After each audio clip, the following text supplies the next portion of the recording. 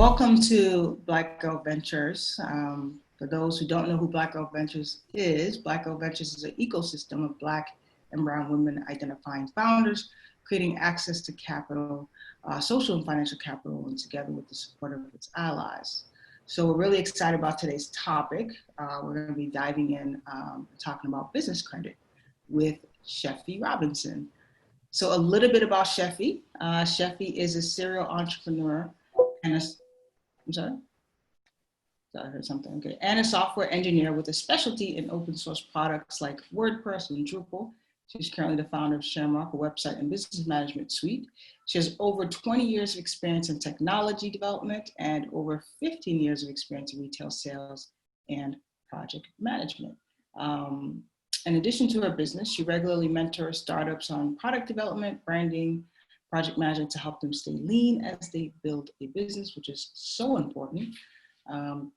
And we're so excited to have Sheffie here. I think business credit is such an important topic, especially as you try to scale your business. And so we're really excited and we're ready to get started. All right. Thank you so much for that introduction. I certainly do appreciate it. This conversation today is one that we don't have enough, and I apologize that all of my notifications want to go off at the same time. But we're going to jump right on into it. Let me share my screen.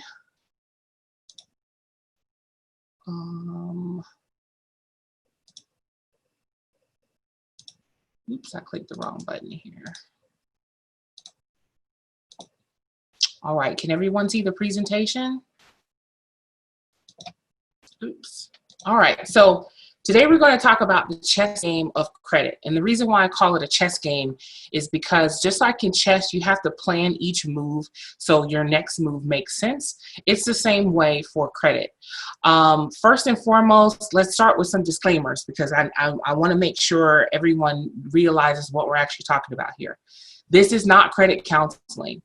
Everybody has a specific credit picture, and your picture may be vastly different. So do not look at this session as credit counseling. Look at it as information. It's true as of today.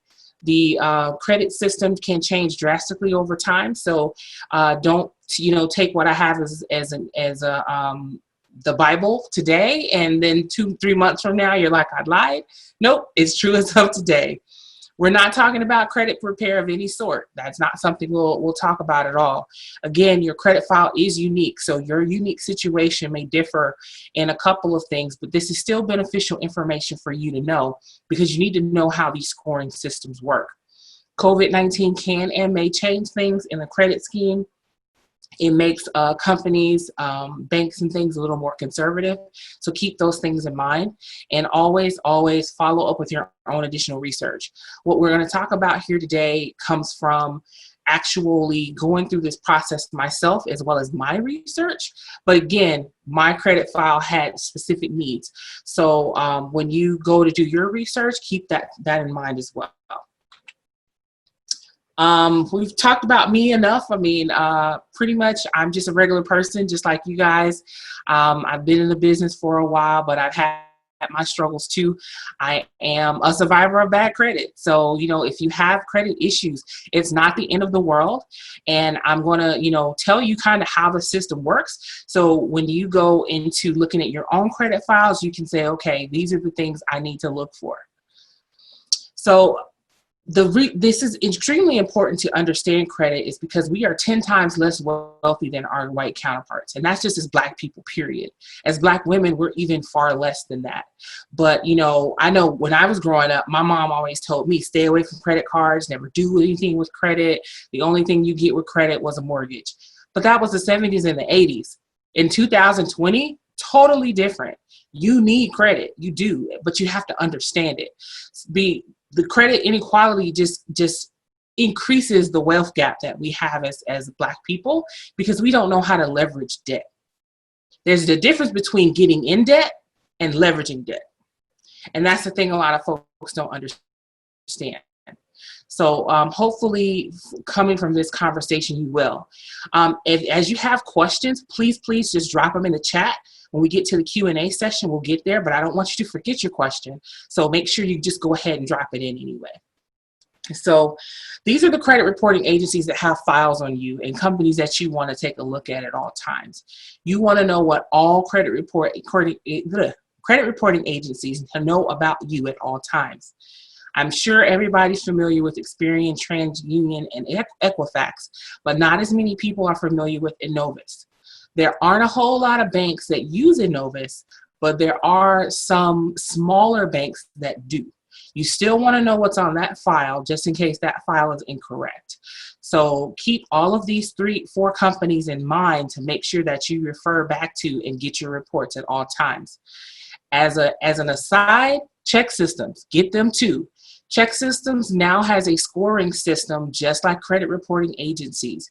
And anytime you have inquiries to banks and things of that nature, and they pull Check Systems, it drops your score with Check Systems too. So even if you're just like trying to find a new bank for your business, get Check Systems as well. Let's talk about scores. So scoring is one of these things that a lot of people use as this badge of, okay, I have money, when at the end of the day, scores mean nothing in the grand scheme of things. And I'll explain what I mean by that. The scoring system used at the time you apply for something and the score you have at that time is what's beneficial. So you could have an 815 Monday and have a 720 on Tuesday. That's why you can't focus on the score so much. You have to focus on the overall file. What is in your file that can play well with these algorithms? The FICO score is the most common, of course. Right now, there is a cross between the FICO 8, 9, and 10 scores that banks are using. But then even in that, you have your FICO Auto, your bank card, and your mortgage score. Those scores vary drastically. Your FICO Auto score could be a 600, whereas your regular FICO score could be a 7-something. So you want to make sure you know what that mix looks like. Again, when you're focusing on what's in your file and not the score, that is what's going to kind of tell you what you need to know. Your Vantage score. This is Credit Karma. Capital One's little system does this. Nobody cares about the Vantage score. Nobody uses it. You could have an 800 on a Vantage score and it doesn't matter because the Vantage scoring system scores recent things heavier than it does scoring past things. So you could have a credit card that you've had for 10 years. It won't tackle your score as well as something you got recently. And something you got recently could tank your score, even though the rest of your score is actually fine.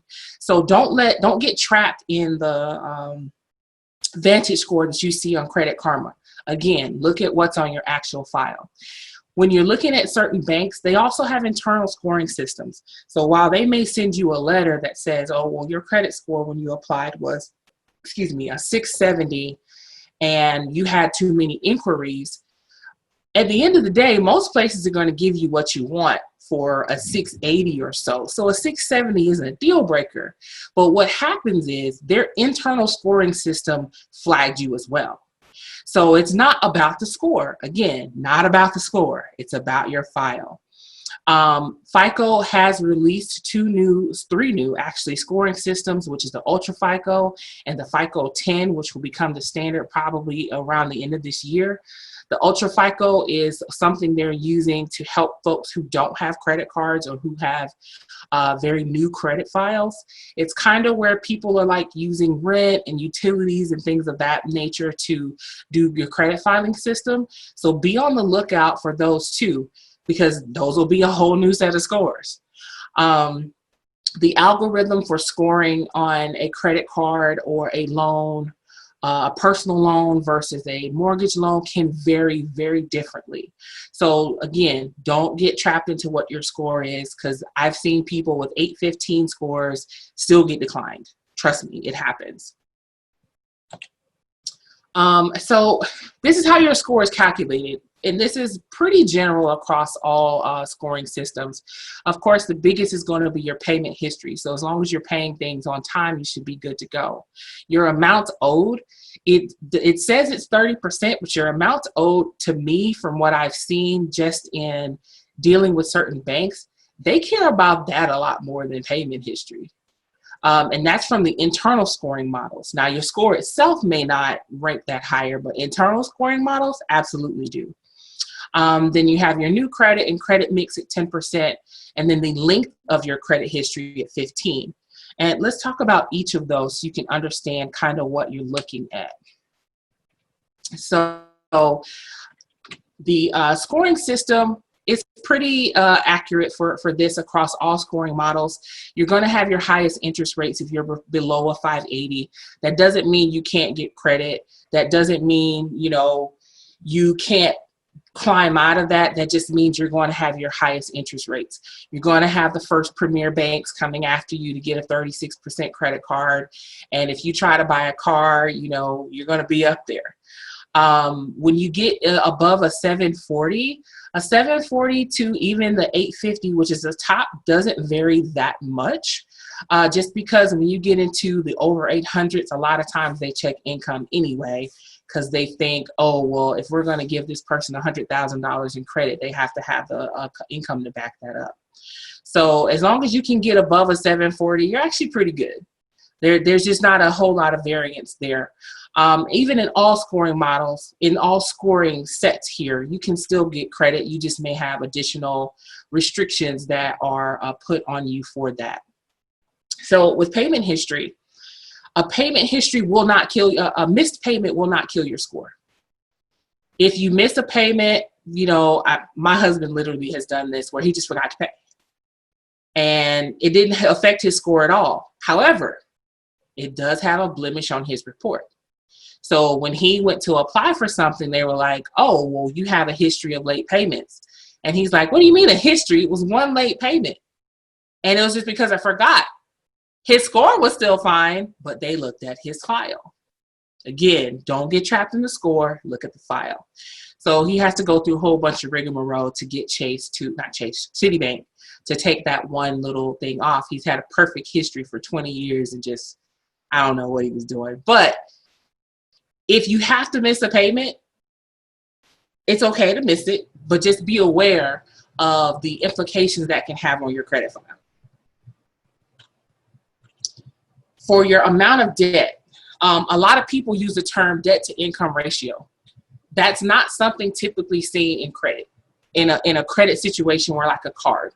Your debt to income ratio usually comes around when you're doing like house loans, car loans, things of that nature. If it's credit cards, unsecured debt is debt to credit ratio.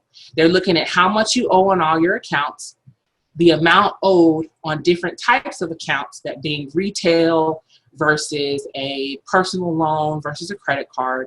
How many of those accounts have balances, your utilization on those accounts, and if you have a loan, how much do you owe versus your original loan? For instance, if you have a student loan and you are in those repayment programs where you are in an income-based repayment program, but you're also working for a nonprofit to have them wipe out the loan in 10 years. Each year when that interest drops on that student loan, it's increasing your amount owed above your original loan amount. That can negatively impact your credit score. It can negatively impact your credit file. If you have a strong enough file in all of your other credit on your account, it won't matter as much. But if you don't, it will matter a ton. So keep that in mind. Yes, those forgiveness programs with your student loans are great, but you have to make sure you're doing the other things to secure your file and keep your scores where you need to be. Length of credit history. This is actually one that a lot of people don't pay attention to as much. But they should, because banks do look at how long you've had an account, how long and a particular account has been open, and rather than what's your oldest account, how long an account has been open, and when you used it. It's okay to close young, unused accounts because that's going to increase your age of your average age of account. But if you have a really old account, say you've had a credit card that you got in college and it's just kind of sitting there, you don't use it anymore, make a charge on it, keep it open, because that keeps your credit card length, your length of credit history very long. When you close out those accounts, oh, this card's old and I don't use it anymore, that will make your length of credit history age very young. And then, of course, that looks like you're a risk. Your credit mix. This is another big one. When you're trying to shoot for those higher credit scores or just a more solid file, you want to make sure you have the credit mix. One thing I personally have that on my credit file that dings me every time is I don't have any real estate. Being that I'm the entrepreneur in the house and my husband is military, he secures all the secure stuff while I take the risks. So we keep all mortgages and things with him. Time I apply for something, that's number one thing they ding me on. I don't have any type of real estate history. Real estate history is very beneficial because not only does it show you have established a credit history with something seemingly large, even though it may not be, you also have some property, some collateral. So that's kind of why mortgages help in that regard. If you decide that, you want to get a mortgage, it doesn't have to be a huge house or anything like that. You can mortgage a piece of property, a piece of land. And that could help with the installment accounts as far as mortgage loans. But, auto loans, student loans, personal loans, as well as lines of credit, credit cards, and retail store cards. When you have a mix of all of these on your credit file, it shows that you know how to manage different types of credit. Without having, one or two of these, they may look, well, you have no experience in this particular area. And sometimes that can be, one of those issues that you can't really get past, but at the same time, you do what works best for you. Don't just go out and go get a type of credit card just because you need it for the file. Do what works best for you and what you actually need. New credit and inquiries. This is a big one. It kind of affects you in the short term, but not necessarily the long term. How many new accounts do you have, recent inquiries, and how long since you opened a new account? If you apply for something and get declined, they typically will have that on there, too many inquiries in the last 6 months. Things like that, or too many in the last 12 months. There are some banks that are extremely conservative about inquiries. Number one, I know Barclays, extremely conservative. They only use TransUnion for their credit reporting. And if you have more than 2 inquiries in the last 6 months, they will not approve you. Doesn't care how high your score is. Pentagon Federal Credit Union, same way. If you have too many inquiries within a small amount of time, theirs is more like 3 months. They won't approve you either. So things like that you want to be cognizant of when you're dealing with certain banks. And we'll talk about later in here what banks use what credit reporting agencies so you can optimize what you're doing to get what you need. So the rules of the game: leveraging debt, when to apply, and collections. Leveraging debt is using debt in a way that gets you the maximum return on what you're doing for the least amount of money. And this could be as simple as, for instance, you get a credit card promo with American Express, 0% interest rate on balance transfers for 12 months. 12 months come, oh man, I still have a balance on that card. It's probably time to get another card with a 0% balance transfer. And this is how you kind of play the game. I mean, I have been in the forums on my FICO now for about 10 years. And there's this one guy, his literal name is called Credit Addict. And he has probably moved balances between credit cards about 20 times in the last 10 years. And he has over $2 million in open credit lines. It's very possible this is what's happening out here. This is how people get what they need and run their businesses. He actually has a delivery company, and that's how he funded his company. He put it all on a credit card and then balance transferred the devil out of it until he could afford to pay some of it back.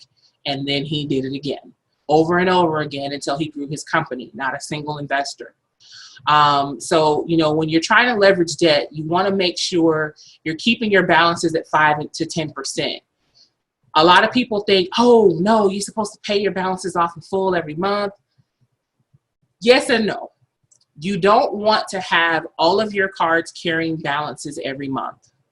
You want to have less than 30% of the cards you have. So if you have 20 cards, you may do this with 3 to 4 cards carrying 5 to 10% of a balance each month. So what that can mean is you pay the balance down to 0 and then you charge it again for groceries or something to get it back to that 5% before the month ends.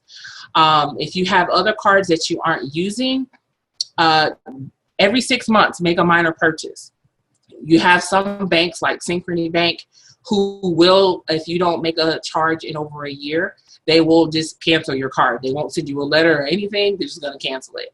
And you don't want that to happen, especially if it's been a card you've had for a long time. You want to rotate your cards as well.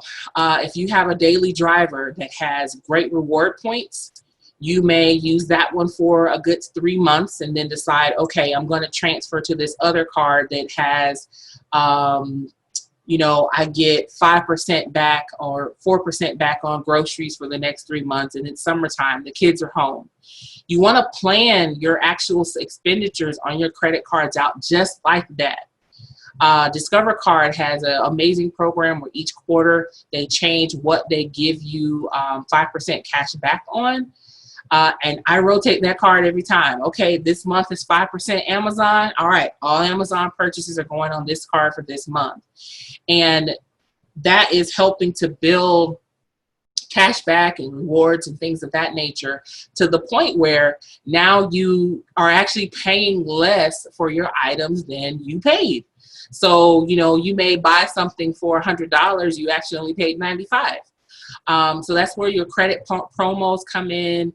Any type of cashback cards, you want to look at rewards cards that give you something in return, because those returns, they add up.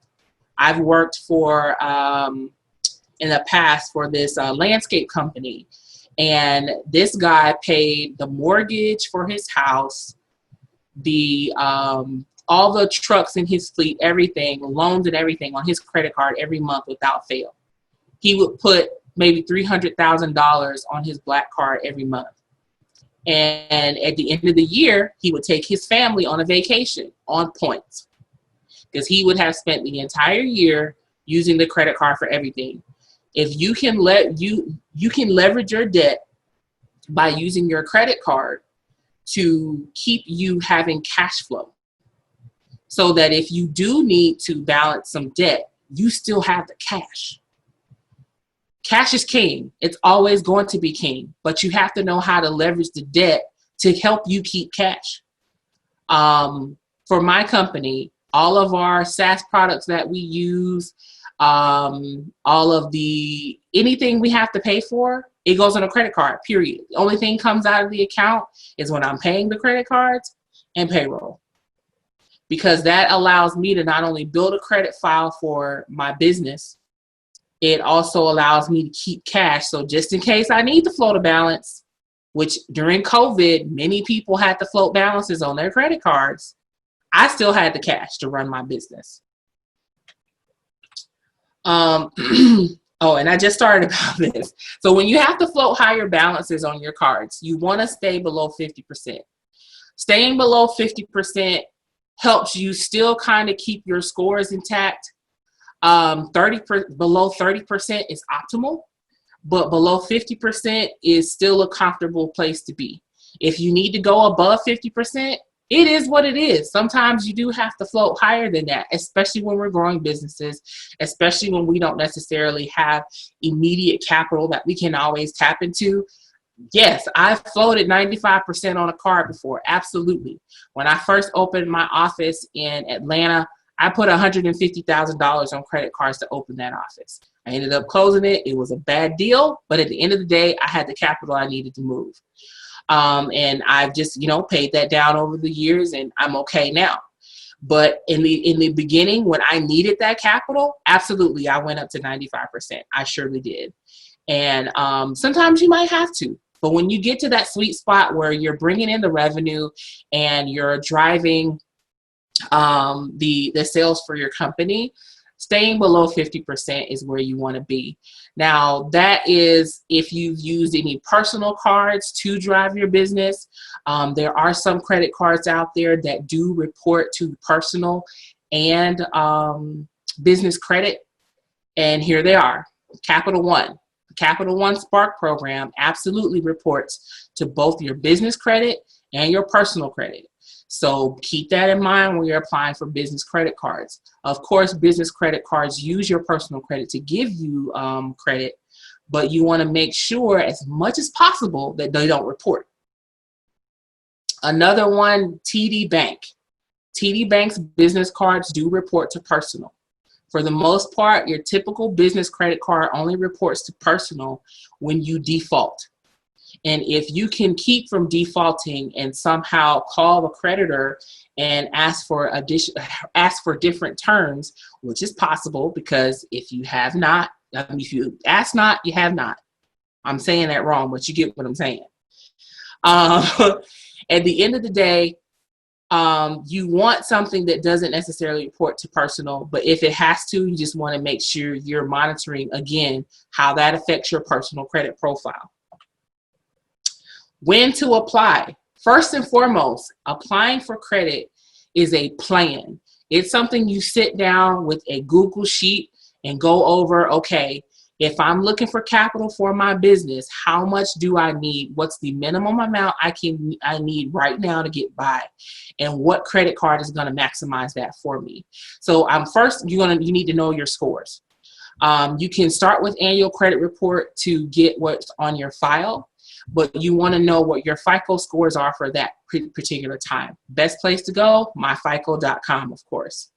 If you have other means of getting your scores without having to pay for them, as long as they're not Vantage scores, we talked about Vantage, no Vantage, get them.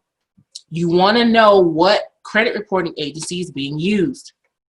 Synchrony Bank, which does a lot of retail cards. They are your Gap cards, your, who else Synchrony has? Lowe's, Sam's Club, Walmart. Well, they don't have Walmart anymore.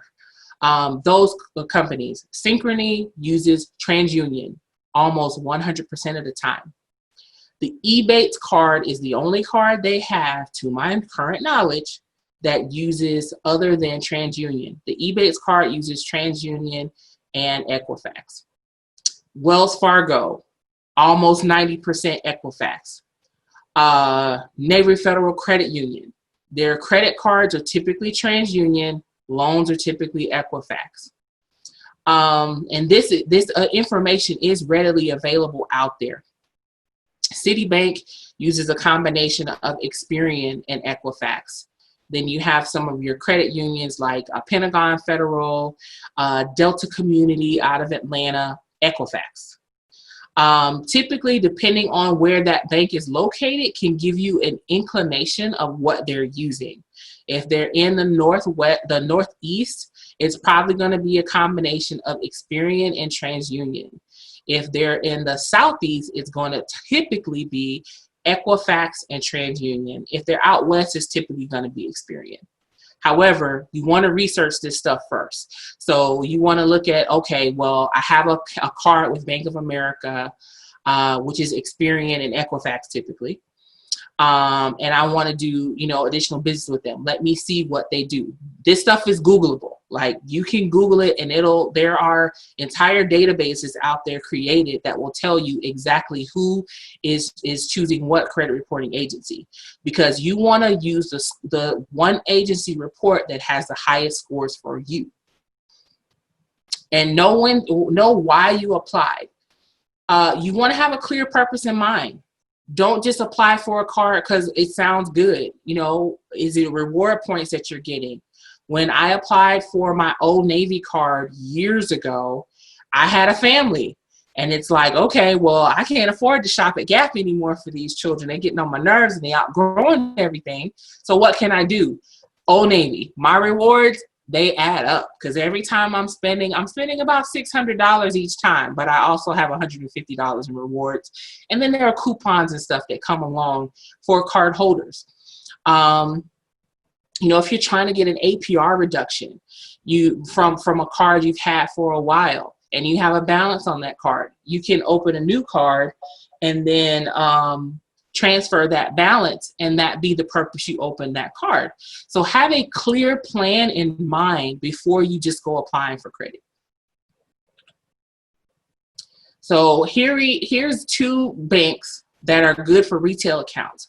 Why retail accounts are good is because retail accounts typically give you mid-range to higher credit limits that can help you with the amount of credit you have open.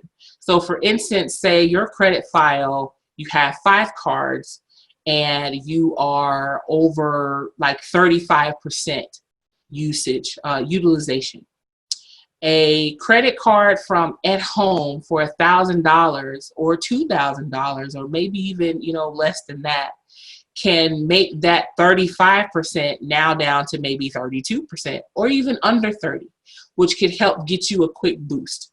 So, and then another thing with retail cards that's kind of good is if you get an in with that bank with one type of card, they're typically more able to give you other additionals. So for Synchrony, I think my first card with them was my Old Navy card. Then I ended up getting Amazon. I got a Lowe's. I got the At Home. TJ Maxx was one they had, and Toys R Us was one they had. So you tell you how long ago this was. So it was very easy for me to come in and get those cards because I had established a relationship. And that's literally all it takes. A relationship with one card for like 2 to 3 months. And then they'll pretty much give you, the floodgates kind of open at that point as long as your credit file stays solid. Community Bank covers Buckle, Victoria's Secret, Torrid, and a couple of others that do the same thing. And Community Bank uses Equifax, by the way, 100% Equifax. And they're the same way. So, you know, you could get, when I was doing my rebuilding process, I think I had 7 different community cards and I had about 8 different Synchrony cards. And they helped boost me. I think at the time I started with like a 555 and I got to a 690 in 6 months. So, and that was just from kind of opening the cards, and then I keep going in for credit limit increases. And then once I was kind of done with my rebuilding, I then closed those cards because they were young cards and they kind of made my credit file look young. But I was just trying to get to a certain point at that time. So dealing with collections. Collections is a big one that faces a lot of people, especially with medical things like that. Public records, bankruptcies and dispossessories, which is like, oh, I totally misspelled dispossessory. Dispossessories, which is like evictions. Those things stick. There's no amount of credit repair that people can tell you, oh, I could get that off your credit too. I have proof. They didn't do it. I promise you they didn't. And if they did, it's temporary. Because all that means is the court system did not reply within 30 days and the credit reporting agency removed it. But it will come back. And it usually comes, and that's kind of how credit repair people work. They'll clean up your file and then it'll be great for about 6 months, maybe a year, and then things just start popping back up.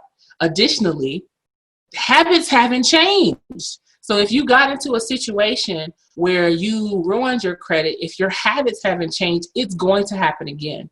So again, don't be fooled by credit repair companies.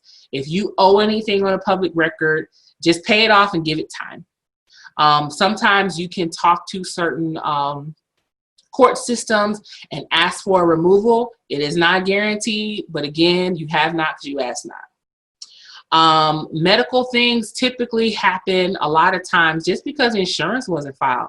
You'd be amazed at how many people, I got a bill from my dentist office for the kids for $800. And I'm like, sir, did you not file insurance? And that was it. You didn't, but I get a bill for it. So things like that you want to be cognizant of. Check with your original creditor for hardship programs if it is something, if it's like a hospital or something. Just again, ask what's available to help me with this situation. And a lot of times you can get these things removed, medical collections removed. For all others, check with your original creditor for pay now or deletion options. A lot of times they're willing to work with you. You'll have some companies that will say, no, we only will work with the credit collection agency. Those are those ones where you kind of, it is what it is. But the original creditor is going to have a lot more leverage than the collection agency, because all the collection agency is going to do is worry you to death anyway. If you feel like it's something, erroneous, take legal action. You can absolutely sue a collection agency, and there are lawyers out there who will do it for free. Write this website down, collectionshield360.com. They are one of those those attorney firms that will sue collection agencies and get them off your report. Now, you don't get any money, but you get it off your report. What they typically do, and I've been in a court where I've seen collection agencies come in to get different things or be sued, and they may only get $1,000, $2,000 from these cases, but that's why they do them, because they can do them in bulk, and $1,000 100 times is still a lot of money. So check with places like that. Don't look at the whole Lexington laws, because Lexington law just pretends like they're you and sends out letters for credit repair. So again, deal with original creditors as much as possible and take legal action when necessary. So a single collection can affect your credit worthiness to the point where you could have a perfect file. Otherwise, with one collection will make you look like a risk. Your score could still be high. That one collection will make you look like a risk. So take it, even if you have late payments, you've had a repo, all of that, collections will kill it every time. Take care of those things first. If at all possible, if you even think something's about to go into collections, try to make a deal. Call the creditor. Hey, what can I do to get this to not go to collections? A lot of creditors are more willing to work because they would rather have you pay than to deal with collection agencies and get pennies, because they sell it for pennies and then they get pennies back. Here's a couple of quick tips. So if you're trying to get over an 800 score, number one, you have to have a minimum of 5 open revolving credit lines.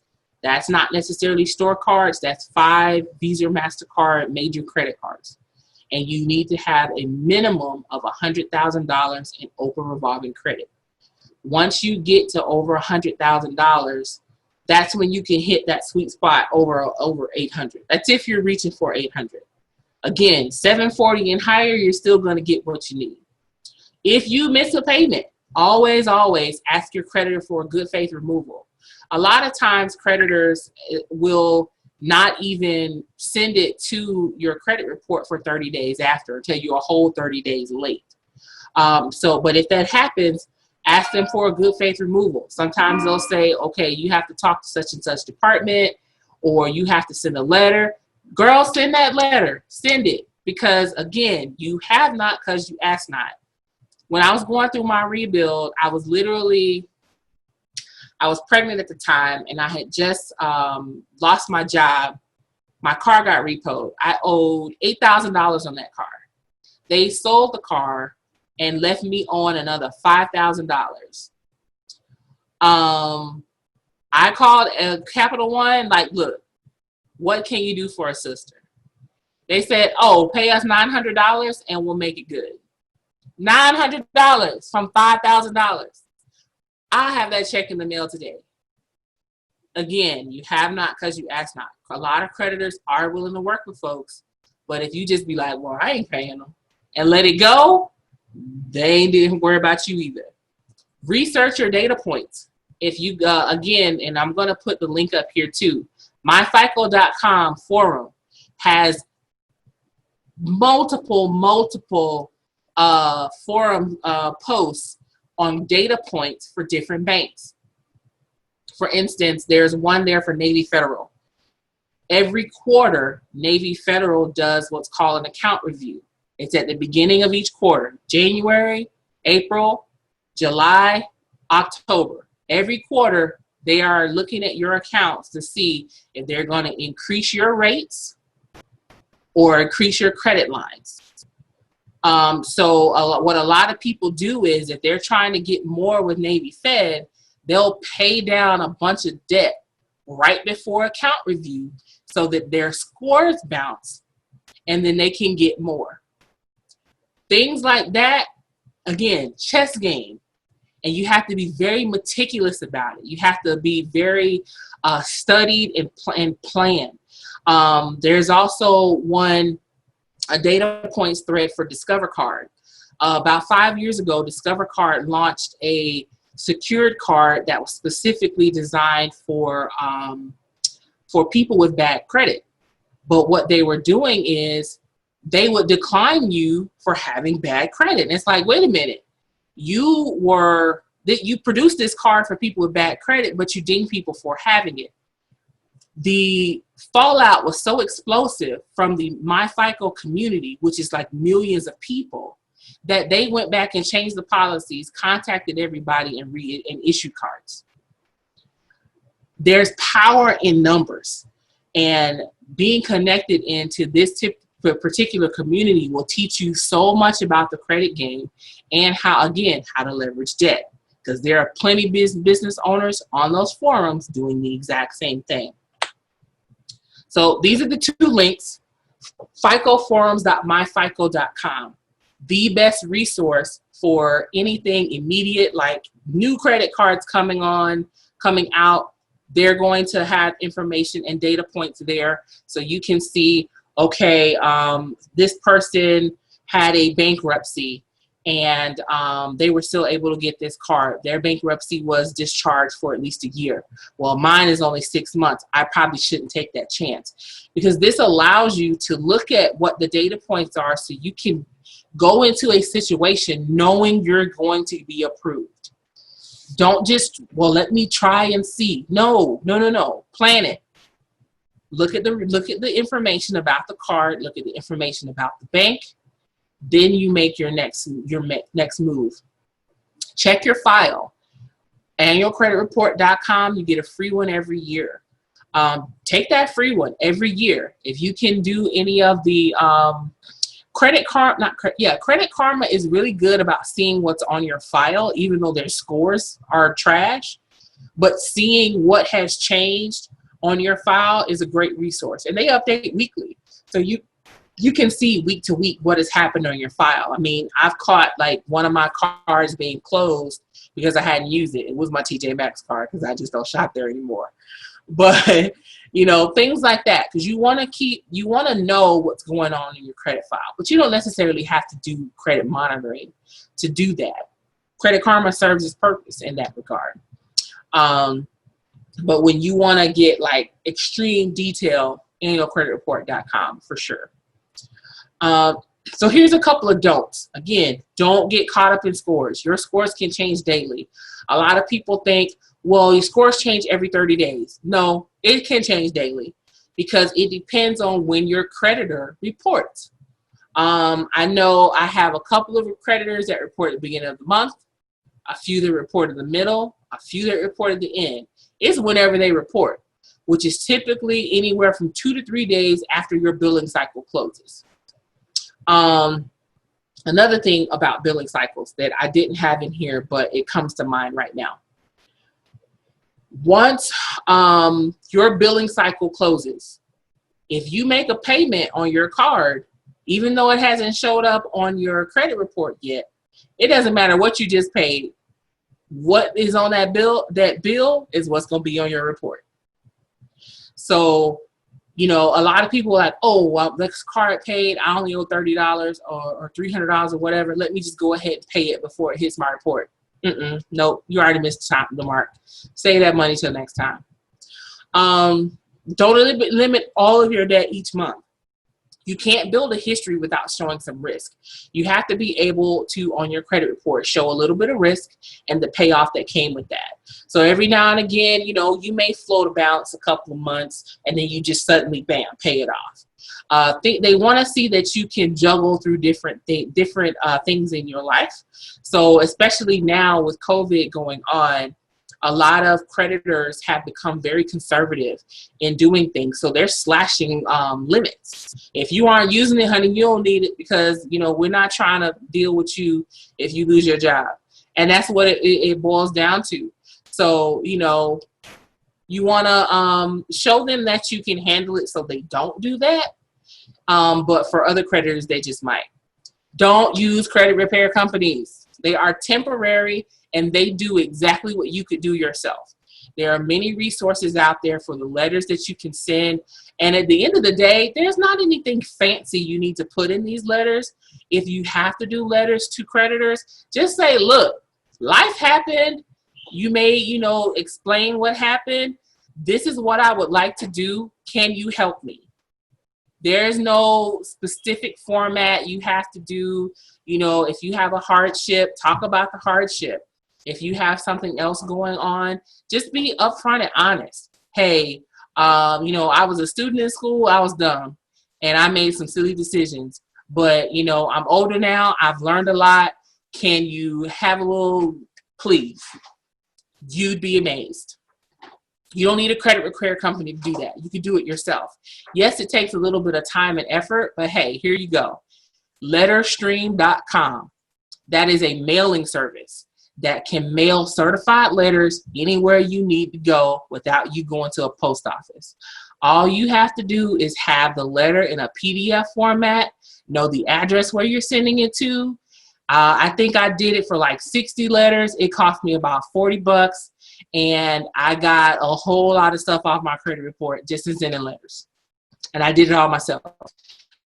Well, let me go pay John over here $300 to clean my credit, and you got 2 items off, and it's like, well, I could have done that myself. You can do it yourself. It's not hard. Again, you have not because you asked not. It's real simple in that regard. So again, when you're trying to get your credit together, set goals. Be prepared to get the result you seek. Don't go in with I wonder if it's going to work this time. Go in with, I know it's going to work because I have these things in place. I know what my scores are. I know what this bank is going to look for. I know exactly what I need out of this transaction. Leverage others. Now, this is a big one here. Legally request authorized user help. Why I say legally is because there are people out there who sell their authorized user privileges to people with bad credit. And, you know, they'll charge you like $500 a month. I've seen people pay just to have an American Express card. And I'm like, this is crazy. When, you know, you may have a cousin or a grandfather or a friend who can say, you know, I'll add you to my card. I'm not going to give you a card because you're not going to ruin my credit. But I'll add you as an authorized user to help build your file. If you have a spouse who has good credit, you know, that can be a way to help build your credit as well. The guy I was telling you about, Credit Addict, him and his partner, that's what they do, back and forth. They add each other as authorized. And that's how they keep their lines and things very high. So it's helpful, but do it legally. Don't pay some stranger to add you and your social security number to their credit file, to their credit card, because just don't do it. Monitor your changes. Again, Credit Karma is really great for changes, horrible for scoring. Pay down your high debt interest first, your high interest debt first.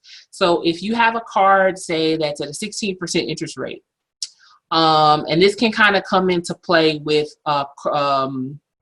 retail cards. Retail cards are great for rewards and all of that stuff, but them 26% interest rates hit. So those are not cards you want to carry balances on. Those are the ones you want to pay off as quickly as possible. If you're going school shopping, and like for me, I'm spending $600 across 3 kids, 2 of them, have grown people sizes. I'm putting it on a card because I want my rewards, but I'm paying that $600 right off because that 26% interest rate, it hurts. Now, if you are military or have a military, or you're a military spouse, or you're in the military, reserves, whatever, you do have the service members credit. The service members civil, I can't remember what the C stands for, but it's the Relief Act. You do have that at your disposal. You can get anywhere from 5 to 0% interest rates on credit cards.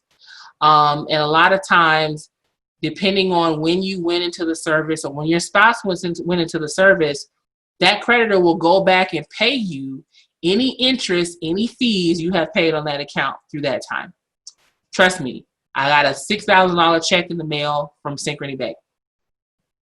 They went back and paid everything that my husband had paid over the years because he didn't take advantage of the Relief Act. The Relief Act is there for a reason. If you have access, if you are, married to someone in the service or you're in the service, take advantage of that. You can also look at certain creditors that may have different programs for, government employees, if they have different programs for state employees. And a lot of times they lower interest rates to, I know Discover, they'll lower interest rate to like 6% when their normal interest rate's like 18%. So, things like that you want to look into, do the research on that and find out what can be applied to your situation. Consolidate your debt. Use fewer cards to get the best results. And then of course you want to leverage your bank. So if you have a bank where you keep high checking account balances all the time, that's the first bank you need to go to if you're trying to get some unsecured debt, because they already see what you have coming in. So they're likely to trust you because they know, okay, we're just going to go get our money out of her account. So leveraging your personal debt leads us to business capital we didn't know we had available. Each one teach one. Everything you have gone over today, once you start getting into the weeds and you start researching that, share that information with people because it's very beneficial. I totally did not intend to talk for a whole hour, but let's go ahead and jump into some questions. Thank you, Sheffie. That was amazing. I definitely learned some new things, especially the floating strategy. Yes. It really is all about being intentional. What are you trying to do with the credit, And often we don't always think about that. We're just like apply. But, yep. Let me hope and dream. Maybe I'll get it. Right. All right. Just go in with a plan. Yeah. So we do have 2 questions. The first one, someone's curious about what about paying settlements? Is it okay? What are your thoughts about that? So it depends. If it's a settlement with a bank that you still want to do business with, absolutely do it. If it's something that can, they say, well, if you pay this off, we'll mark it as current, things like that. Get that in writing first before you pay it off. Make sure you always get anything they tell you to get it in writing first, because they'll be like, oh yeah, we'll do it, and then they don't. Get it in writing. And if they balk at that, okay, well then you just ain't gonna get paid, and we'll just play this time game, and I'll just wait you out 7 years. So yes, paying down settlements is okay. You just want to make sure you come to the table like, hey, this is what I can't afford. I can't afford what you wanted me to pay, this amount. I can't afford that. This is what I can give you. Can we work something out? and make a deal. Mm. So yeah. Awesome. Great response. If it ain't in writing, it didn't happen. Okay. Absolutely. Get it in writing every time. The next question we have is, can you elaborate on the other things to do to secure your file? When you get to a point where you're not in a credit building stage, where you're not trying to get anything new, go ahead and lock your files. It's a good rule of thumb, because you don't want to fall into the trap of, oh, it's Christmas time. Oh, I get what for that card? How much off? Girl, let me get that card. Yes, it happens. And we fall into that trap all the time. So if you know you're not in a phase where you need new credit, go ahead and lock your file. You'll save yourself from yourself. You also want to make sure you check your file regularly for any irregularities, any new accounts you don't know about. You'd be amazed at how many times names get mixed up and somebody's name ends up on your file. So, you know, you just want to always look, okay, these are the closed accounts I have. These are the open ones I have. These are my balances and they're correct. Equifax has notoriously been the most incorrect file I've ever had. Experian has always been the most correct file. And Experian and TransUnion upgraded to a cloud-based system back in 2009-ish. So their stuff tends to be a lot more accurate than Equifax. So yeah, keep those things in mind. Always keep an eye on what's going on your file, and make sure you're sure. Solid. Okay. Now, somebody wants to know, when you're starting the process of rebuilding your credit, what are the bullet points, if you could just kind of like name them, to really get that process started? Sure. If you can, if you need to do a secured card, but do one that has a guaranteed graduation. You have some secured cards that are secured for the longevity, and they will never graduate into a regular card. That's typically those cards that get you, some of the cards on Credit Karma, to be honest, but those cards that have with the 30% interest rates and $75 annual fees and all that stuff. You want to look at major banks for for secured cards as much as possible, because they're the ones who have the least amount of stipulations. And a lot of times you may even find one that doesn't have an annual fee. You want to stick with cards, again, that you know you can get approved for. Don't necessarily fall for the, oh, I've been approved. You know, you're pre-approved for this Indigo card in Delaware and all that stuff. Deal with some reputable banks that are not the kind of sleazy banks like Credit One and Cross Bank and all of those folks. You know, go with Capital One. Capital One is really, really good with rebuilding. They have a rebuild card where you pay good for 7 months and it graduates into a new limit. There's one bank that seems like it's sleazy, but it's not. It's actually really good. It's called Merrick Bank. Merrick Bank with a CK, sorry. Every 6 or 7 months, they double your credit limit. That's one card that you want to keep for a short amount of time. Pretty much any cards that you're getting during your rebuild period are not cards you're going to have forever. Just because they have high interest rates and a lot of times an annual fee. Sometimes they'll give you that first year for free. Next year, get rid of it. Because it doesn't take long to rebuild. 6 months to a year is about what you need. So if you can, play the game well enough within about 6 months, come month 11, you should be canceling cards like that. Discover card is a card you'd hang on to, because even in their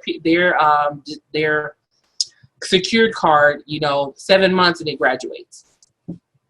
And then it turns into a regular card.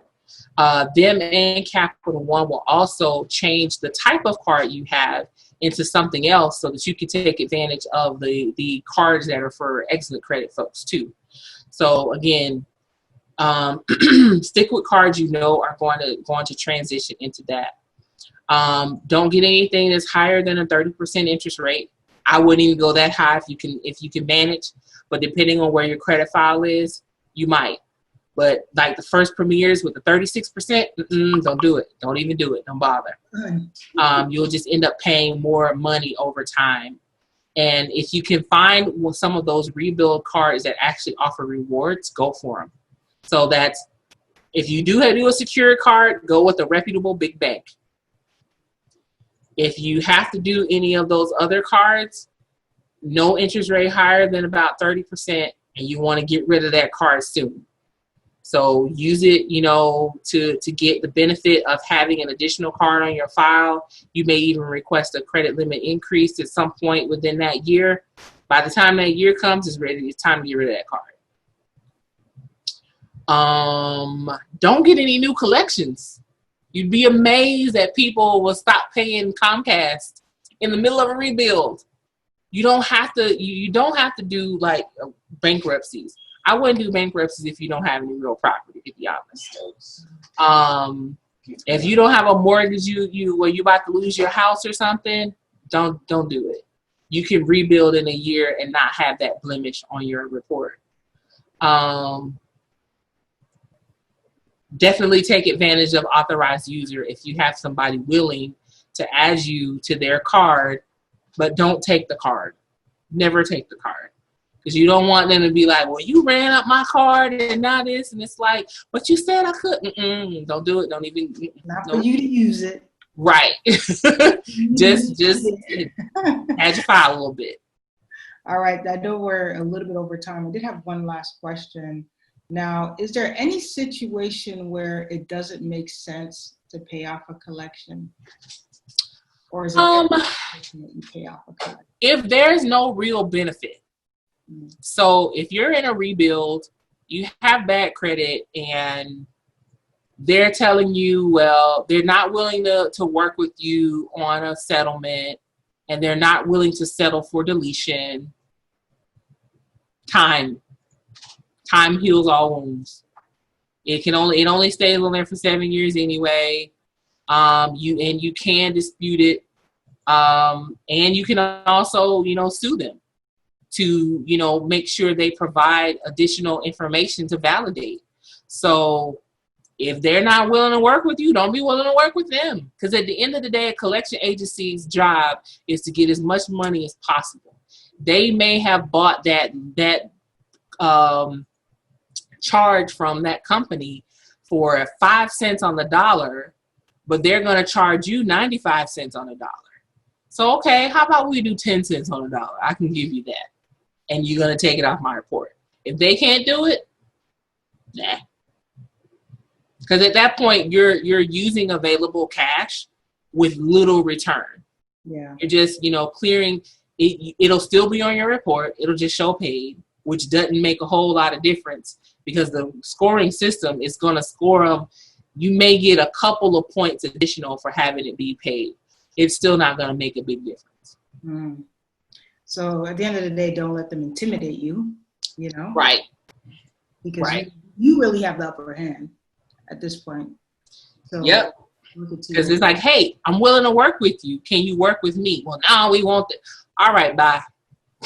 Get on off the phone. Get off the phone. I'm calling Wormy anyway. Yes, the credit reporting agency matters drastically because they're looking at a particular file. So it's not, oh, well, my score is at 850. I'm going to get whatever I need. Nope, because if your Experian could be 850 and your Equifax could be 520, and you still not going to get what you need. So, yes, your credit reporting agency matters. Perfect. All right, Sheffie, thank you so much. Now, to Absolutely. catch the replay, just go to bgvconnect.com. And Sheffie, if anyone has any further questions, where can they find you? How can they keep in touch with you? You can keep in touch with me on LinkedIn. I'm pretty much Sheffie Robinson there. I connect, you reach out to me and connect with me. I'm more than happy to answer any questions and help any way I can. Awesome. I was going to drop the link here for your LinkedIn. And then we're good to go. Do we have any final questions or anything? Or are we good? This was solid information, Sheffie. I definitely learned. Pretty much just make sure you're planning. You have to plan this thing. I have this drastically big and long spreadsheet that, you know, tells the story of what my credit profile looked like 10 years ago, because I literally have at the bottom all the cards I closed to what I have now, which is the 25 or so I do have. I think I have somewhere at about $250,000 in open lines. And even when I showed it to my husband, he's like, what is all of this? And I'm like, this is my plan. This is how I financed running this company. This is how I started. I literally went from the bottom. Now I'm here. So, you know, be very diligent about your plan. Have an actual goal in mind. I need to be, you know, debt free in the next year, or I need to be able to pump $50,000 into my business in the next year. Things like that. Set those goals so that you can then create a plan on how to reach it. Beautiful. Just be intentional, guys. Yep. Thank you, Sheffie, for your time. Thank you for dropping this Thank you, guys. It was amazing. And we'll see you next time, guys. Thanks.